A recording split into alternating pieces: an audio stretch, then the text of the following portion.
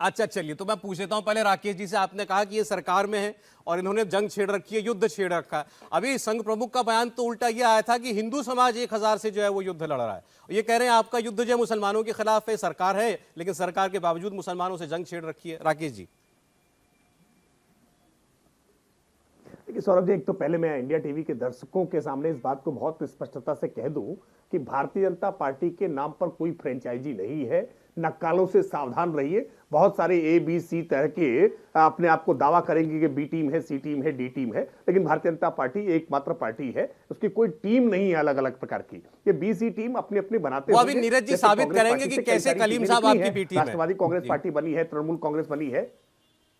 नहीं, इसीलिए मैंने कहा ना, वो कांग्रेस पार्टी की बी सी टीम में कई सारी हैं। आम आदमी पार्टी उसके कैसे डी टीम के तौर पे काम कर रही है। ये अलग अलग पार्टियां हमने देखी हैं जो कांग्रेस पार्टी की समान विचारधारा के साथ उसी की तरह, उसी के कारनामों पर, उसी की तरह तुष्टीकरण करके, उसी की तरफ परिवारवाद को लेकर के चलने का काम करते हैं। देखिए, किसी भी राजनीतिक दलों का जब गठबंधन होता है या उनके बीच में कोई गुंजाइश बनती है तो वैचारिक साम्यता देखी जाती है ना। तुष्टीकरण के मसले पर कांग्रेस पार्टी और असदुद्दीन ओवैसी की पार्टी में होड़ है। क्या आप सिलाई सीखने के लिए हजारों रुपए खर्च करने के लिए चिंतित हैं? फ्रीडम ऐप को डाउनलोड करें, 40 घंटों का टेलरिंग कोर्स देखिए और खुद का टेलरिंग बिजनेस शुरू करें। कांग्रेस पार्टी तो लंबे समय तक तुष्टीकरण करती रही है। इस देश में हिंदुओं को अपमानित करना, उनकी भावनाओं को ठेस पहुंचाना और तुष्टीकरण करना, यह कांग्रेस पार्टी के पास अकेला इसका ठेका था। लेकिन असदुद्दीन ओवैसी ने जैसे जैसे अपना उभार किया है, कांग्रेस पार्टी को लगातार इस बात से डर लगता है। उसको लगता है कि मुसलमानों पर जो उसका एकाधिकार है, जो वोट बैंक की उसकी पॉलिटिक्स है, और यही डर क्षेत्रीय दलों को भी लगता है। वो उत्तर प्रदेश में समाजवादी पार्टी या बहुजन समाज पार्टी हो, या बिहार में आरजेडी या जेडीयू हो, या अलग अलग प्रकार के राष्ट्रवादी कांग्रेस पार्टी हो या तृणमूल कांग्रेस हो, इन पार्टियों को भी ओवैसी से इसी नाते डर लगता है।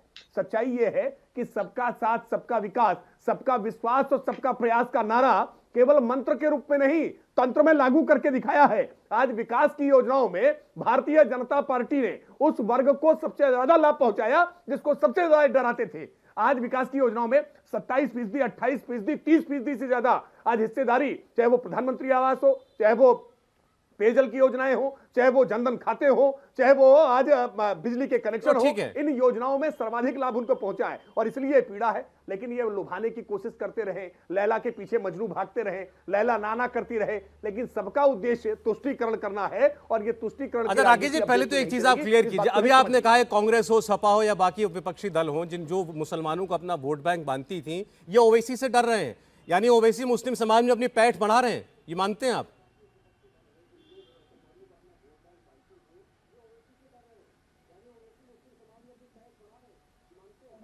देखिए, इसमें कोई दो राय नहीं है सौरभ जी। मेरा टेलीफोन डिस्कनेक्ट हो गया है, मैं इसलिए आपकी आवाज सुन नहीं पा रहा हूं, लेकिन मैं इस बात को स्पष्ट तौर पर कह सकता हूं कि असदुद्दीन ओवैसी ने खुल करके मोहम्मद अली जिन्ना की तरह ही आज मुसलमानों के लिए एकदम खड़े होने की बात करते हैं। यद्यपि इस देश में सेकुलरिज्म के नाम पर जो लंबे समय तक तुष्टीकरण का खेल खेला गया है ना, इसमें असदुद्दीन ओवैसी कहीं ना कहीं पहल करते हुए ज्यादा आगे दिखते हैं। और इसी नाते ओवैसी को लेकर के ये डर कांग्रेस में, सपा में, बसपा में, आरजेडी में। क्या आप सिलाई सीखने के लिए हजारों रुपए खर्च करने के लिए चिंतित हैं? फ्रीडम ऐप को डाउनलोड करें, 40 घंटों का टेलरिंग कोर्स देखिए और खुद का टेलरिंग बिजनेस शुरू करें। जेडीयू में ऐसी तमाम सारी जो पार्टियां हैं जो सेकुलरिज्म का छाता खोल करके इस देश के ताने बाने को, सर्वधर्म सद्भाव के ताने बाने को नुकसान पहुंचाने का काम करते हैं, कहीं ना कहीं ऐसे दलों को असदुद्दीन ओवैसी से खतरा होता है। और इसलिए नहीं, तो तभी तो लोग ये कहते हैं कि ये डर आपके लिए अच्छा है।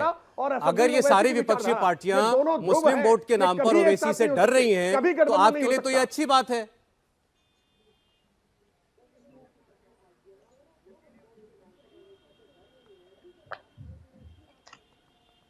नहीं, निश्चित तौर पर हम तो चाहते हैं कि अगर ये अलग अलग प्रकार के जो दल हैं ये एकजुट होकर के आ जाएं। इनका जो ताना बना जो बनाने की कोशिश करते हैं ना, जाति का, मजहब का, अलग अलग प्रकार के समीकरण जोड़ करके ये आ जाएं और एक मंच पर आकर के एकजुट होकर के हाथ कर लें।